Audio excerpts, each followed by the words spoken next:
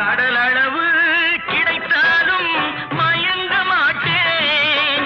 அது கையளவே ஆனாலும் கலங்க மாட்டேன். உள்ளத்திலே உள்ளதுதான் உலகம் கண்ணா, இதை உணர்ந்து கொண்டே துன்பமெல்லாம் விலகும் கண்ணா. உணர்ந்து கொண்டேன் துன்பமெல்லாம் விலகும் கண்ணா. ஆட்டுவித்தால்